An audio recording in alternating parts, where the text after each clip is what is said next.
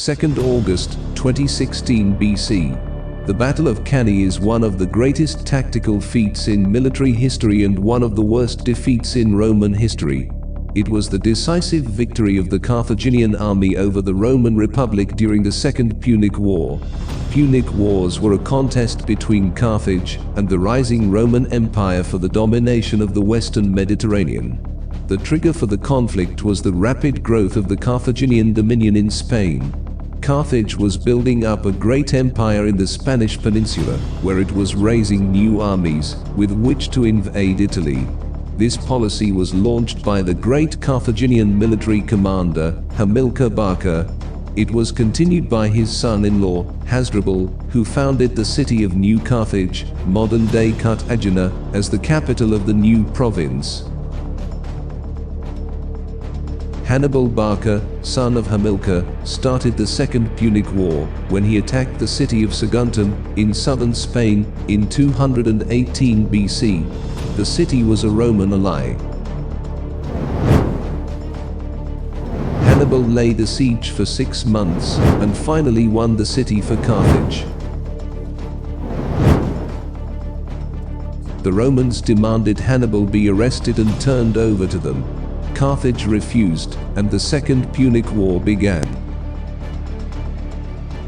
Hannibal had no intention to sit and receive the Romans in Spain. Hannibal clearly considered the nature of Roman power and came to the conclusion that Rome could only be defeated in Italy. The cornerstone of Rome's power was a strategic manpower base. Hannibal understood that Rome could afford to raise and send army after army to Spain and take losses. Meanwhile, any Carthaginian losses in Spain would encourage the recently conquered Iberian tribes to defect. Instead of waiting for the Romans to send forces to Spain, Hannibal decided to take the battle to them on their own ground. He marched his army over the Alps into Italy. Hannibal entered the Alps with 3,800 infantry and 8,000 cavalries.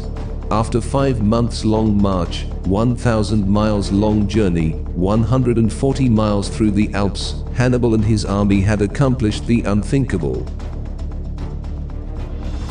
He was left with a mere 20,000 infantry and 6,000 cavalries to challenge the full might of Rome on its own soil. Fortunately, the alliances with the Celtic tribes of northern Italy replenished his army to its original strength. He quickly won major victories over the Romans at Trebia and at Lake Trasimene. Hannibal held all of northern Italy, and the Roman Senate feared he would march upon Rome. The Romans began to panic, fearing too little was being done by the consul, Quintus Fabius Maximus, who had been made dictator in this time of crisis. Fabius decided on a policy of harassing Hannibal and trying to thwart his plans through strategic movements and brief skirmishes, rather than full engagement, earning him the nickname Cunctator, the Delayer. Fabius resigned as dictator and Rome scrambled to mobilize another force to take the field. The two consuls Lucius Paulus and Caius Varro, who replaced Fabius, both favored abandoning his delaying tactics and meeting Hannibal head-on in battle.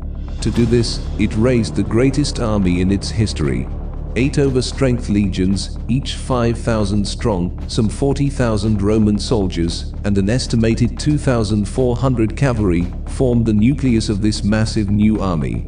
As each legion was accompanied by an equal number of allied troops, and allied cavalry numbered around 4,000, the army that faced Hannibal was likely no fewer than 90,000. While the Romans were arguing strategy and forming plans, Hannibal was on the move. He took the significant supply depot of Cannae at some point in early 216 BC, placing himself between the Romans and their crucial source of supply. Paulus and Varro led their forces against Hannibal's less than 50,000 at Cannae.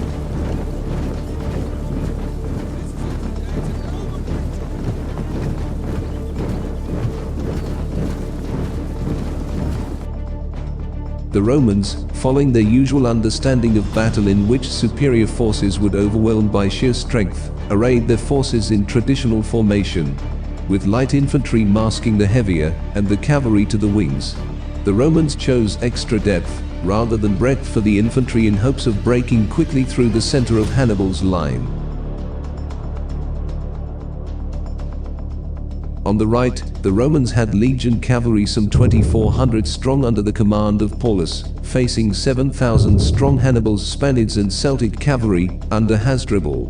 This mismatch proved decisive in the battle's surprising outcome. On the Roman left, 4,000 allied Roman cavalries under Varro faced roughly an equal number of Numidian cavalry under the command of Hanno. Hannibal aligned his infantry in an unusual manner. The center of its position was convex, facing outwards to the advancing Romans. Alternating units of Celtic and Spanish swordsmen held the convex line. Hannibal positioned himself at the left end of the line. His brother Mago held the right. Each end of the line was anchored by a dense square of 4,000 veteran African infantry pikemen. Their location ensured that they would not be engaged until after Longers at the center. Before the infantry lines clashed, Hasdrubal led his Spanish and Gallic horsemen in a direct charge against the Roman cavalry on the right. The Carthaginians slammed head-on into the outnumbered Roman cavalry. A brutal combat ensued. The Roman cavalry is routed and driven off the field. Meanwhile, on the right flank, Numidians pin down the allied horsemen with their peculiar hit-and-run style of fighting. Here no side is able to gain an advantage. Both sides play for time. The Numidians waited on Hannibal's plan, and the Romans on their infantry to crush the center. In the center, the Roman infantry moves forward and crashes into Carthaginian forward ranks. Hannibal's decision to advance the middle of his line and provoke a battle first in the very center acted to reduce even more the width of the initial contact. The compression of the Romans towards the center of the line thus begins. Carthaginian crescent shape changes as Roman pressure on the center build. More and more Roman reserves are pumped in to puncture the line. At first, the convex shape is pounded flat. Then it was pushed into a concave shape. While the front ranks were gradually advancing, the bulk of the Roman troops began to lose their cohesion. With the enemy line and about to collapse, the Romans sense victory, and the overcrowded Roman center and reserves surge forward, rapidly filling the gap. Finally, the Carthaginian center collapses as the Gauls and Spaniards begin to rout under the irresistible pressure of the Roman legions. As the Romans taste victory, they suddenly face the hitherto unseen African pikemen on their exposed flanks, who with excellent discipline wheel inwards, lower their pikes in a phalanx, and crash into the overextended and disorganized mass from both sides. The Roman momentum is evaporated, and in total surprise, the advance is halted under the weight of this new attack. Meanwhile, Hasdrubal leads his reformed cavalry circling around the Roman rear and attacks the allied Italian cavalry engaged with the Numidians. The Italian cavalry is routed. Hannibal and Mago rally the survivors of the center and the light infantry and again join the fray, thus plugging the gap in the center. Faced with attacks from all sides, and so densely packed that they can't effectively wield their weapons, the legions begin to fall back. Hasdrubal, having left the pursuit of the allied cavalry to the Numidians now reformed, and charge into the rear of the Roman army, cutting off their final escape route. Surrounded from all sides, unable to use their weapons due to lack of space, the Romans are slowly slaughtered throughout the day as the Carthaginians tighten the noose. It is the earliest known example of pincer movement or double envelopment.